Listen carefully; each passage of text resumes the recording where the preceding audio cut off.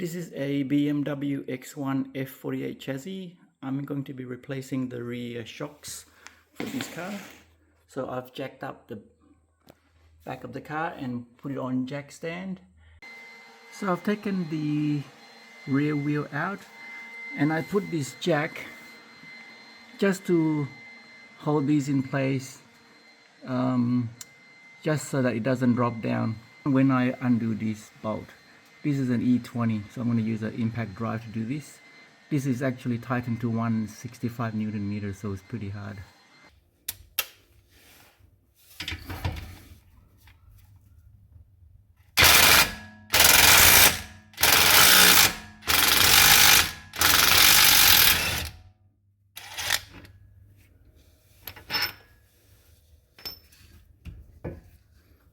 I'll just remove this plastic cover.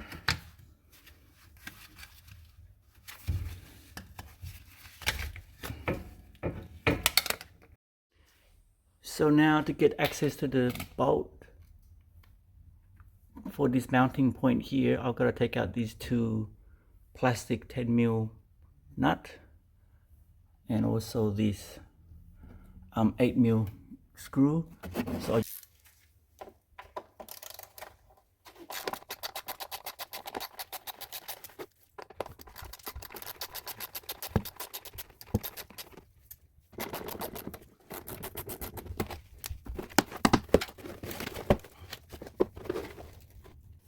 there's the 3 bolts.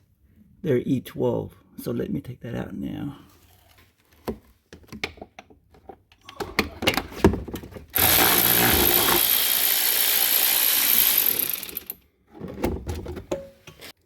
So that's the shocks out.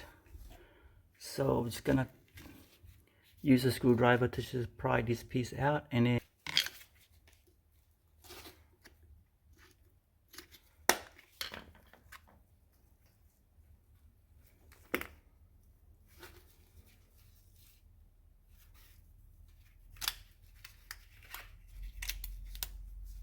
so to undo this nut, this is a 5/8 nut, got that, and also counter hold by a, what have I got there, T30.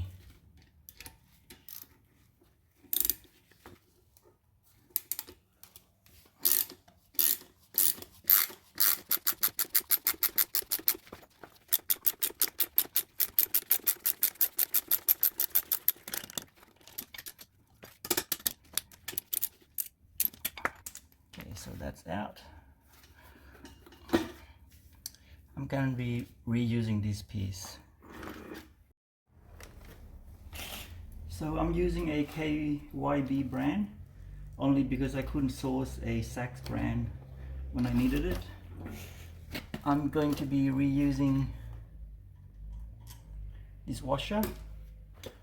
This shock came with the new nut. If I can use it, I'll use the original nut because it's got this big washer. This didn't come with a washer.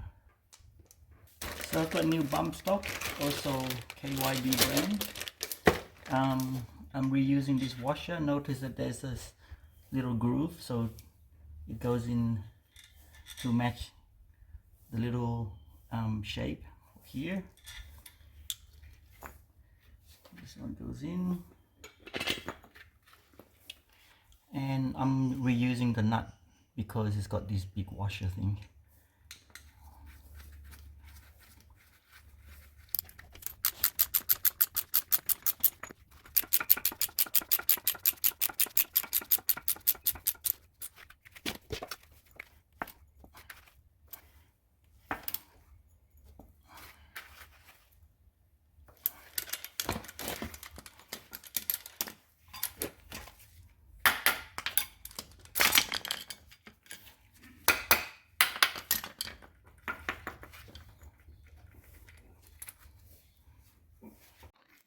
It's easier if you insert this new bump stock onto this bracket before installing it on.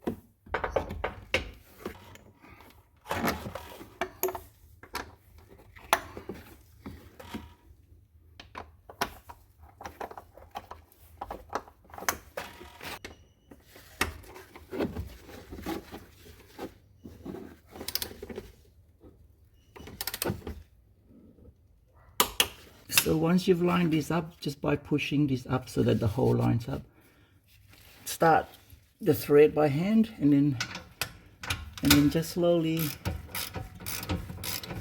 with this, make sure we're not cross threading.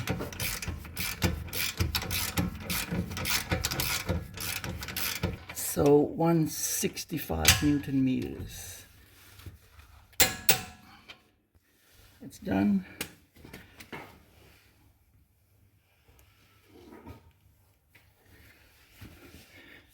What I noticed when I took this out, this side here, which was touching this part of the car, is all perfectly round, whereas this part here, which is facing the center of the car, has this cut out.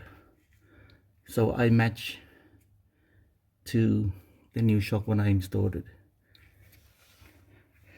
Now I'll just do the other side. Thanks for watching.